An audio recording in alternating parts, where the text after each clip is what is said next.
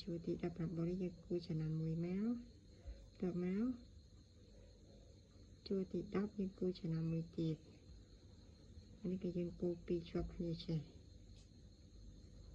បន្តមួយទៀតយើងគូ2ប្រឡោះទៀតយើងគូដេញថយមកក្រោយចឹងណាហើយបន្តមកយើងគូមួយទៀតមួយទៀតហើយដល់ពេលជួរលើបំផុតនេះយើងថយ2កន្លាយើងមកគូកន្លែងនេះថយ2កន្លាបានជារាងចាស់ចាឥឡូវយើងចាប់ផ្ដើមកាត់មកតែកាត់ធ្វើម៉េចកុំឲ្យដល់ចំណុចក្រហមហ្នឹងយើងកាត់ត្រឹមនេះមកតមកយើងអាចចេះយើងកាត់លាពីប្រោះចេះមក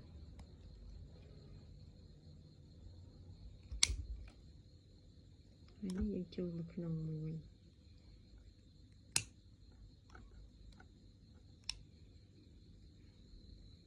កាត់ទៀត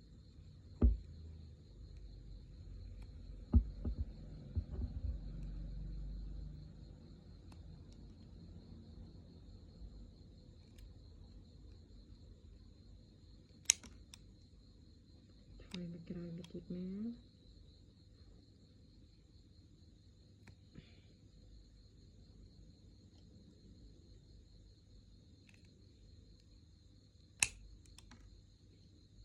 ហើយយើងថយមកក្រោយមួយទៀតគឺការធ្វើម៉េចកុំឲ្យដល់ចំណុចក្រហម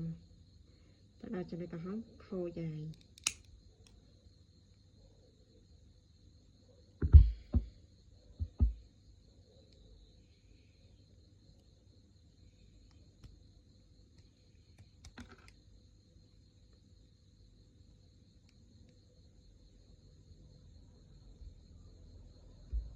ចំណុចជួរនេះយើងកាត់ត្រឹមនេះ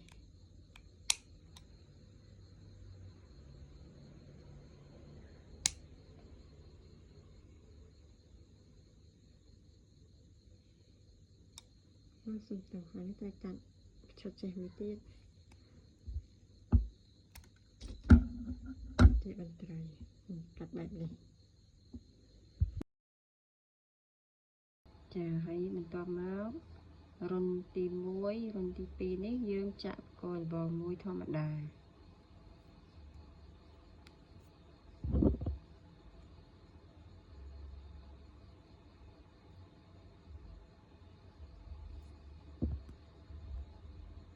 បន្ទាប់មករន្ធនេះយើងចាក់បកគោលបង2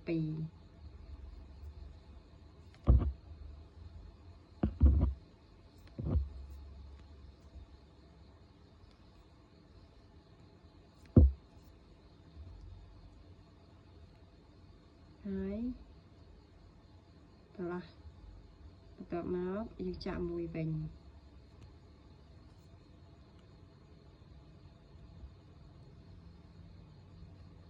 មួយហើយ2គឺយើងចាក់2 1 2 1ឆ្លាស់គ្នារហូត2 1 2 1តមក1ហើយ2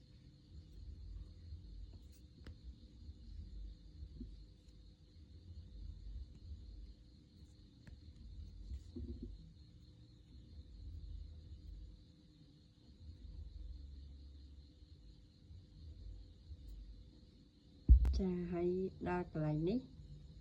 យើងចាក់បន្ទាប់ពីយើងចាក់2 1 2 1ឆ្លាស់គ្នារហូតចឹងមកទៅមកដល់កន្លែងយើងត្រូវ2ចាហើយមកដល់ពេលរន្ធបន្ទាប់នេះយើងចាក់មួយធម្មតាវិញយើងឆ្លាស់គ្នាមកមួយធម្មតាវិញ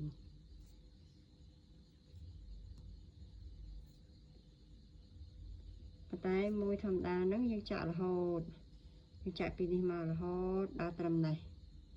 នេះយើងចាក់បកគោលបងមួយធម្មតា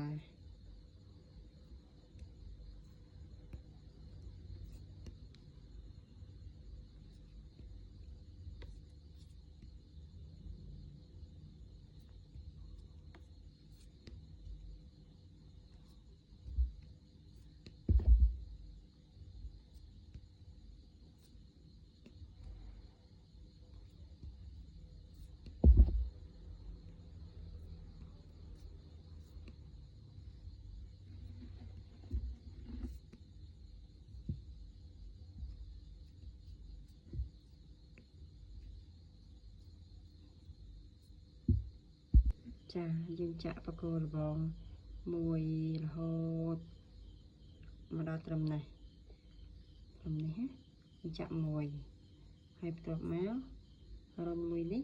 យើងចាក់2កន្លែងកាយនេះយើងចាក់2ចាក់គោលបង2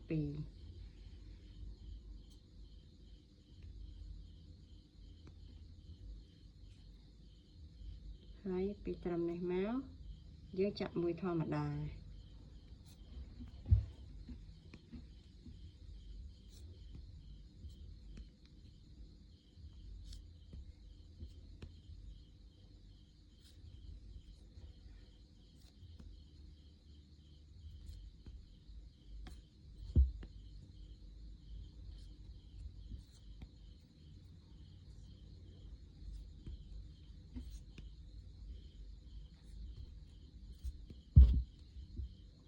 ចំពោះបកគោលបងជុំវិញកាបូបនេះបងប្អូនចាក់ឲ្យរាងតឹងដៃបន្តិចមិនស្អាត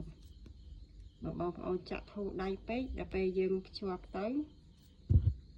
កាបូបយើងអត់សូវស្អាតទេកន្លែងភ្ជាប់ហ្នឹងណាវាធូរវាអត់សូវស្អាតយើងចាក់គោលបងនេះរាងតឹងដៃទីពេលយើងភ្ជាប់ទៅឃើញស្អាតចាឥឡូវយើងចាក់មួយគោលបងមួយដល់ត្រឹមនេះមកហើយបន្ទាប់មកកាយទៅនេះយើងចាក់2ជ្រុងកន្លែងនេះយើងចាក់គោលបង2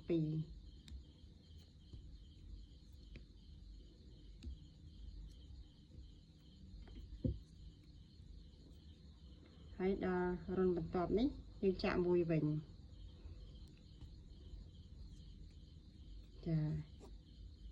ឥឡូវបកគោលបងយើង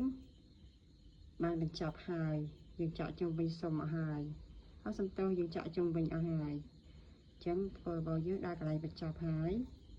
យើងកាត់អំបោះវាទៅឥឡូវយើងចាក់ពេញអស់ហើយចំពោះបកគោលបងជុំវិញសំណាញ់នេះសរុបទាំងអស់វាមាន84បង្គោលបងជុំវិញនេះសរុបទាំងអស់មាន84បង្គោលបង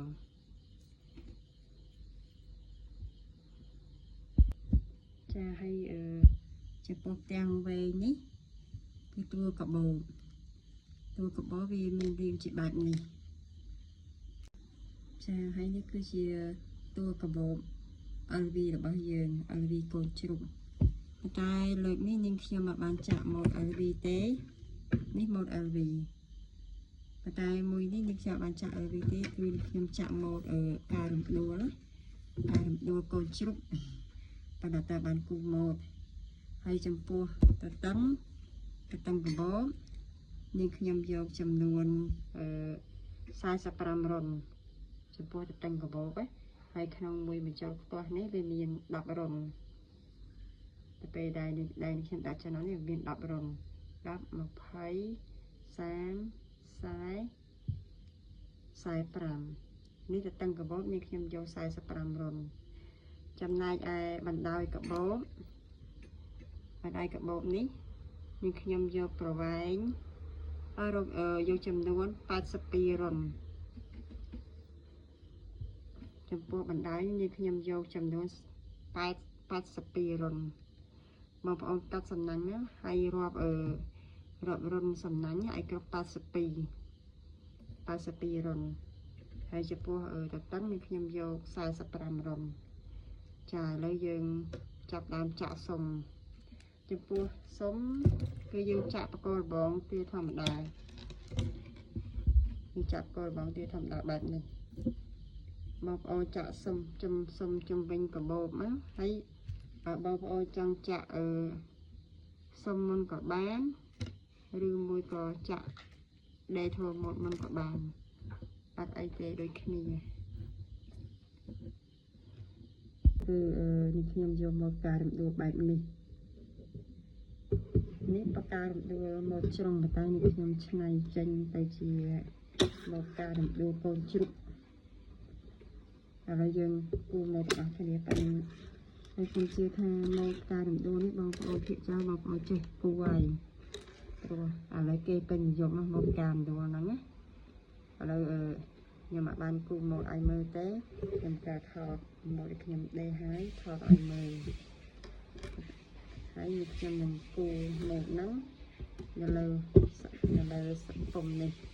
គឺខ្ញុំចាក់មកការរំដួលកូនជ្រូក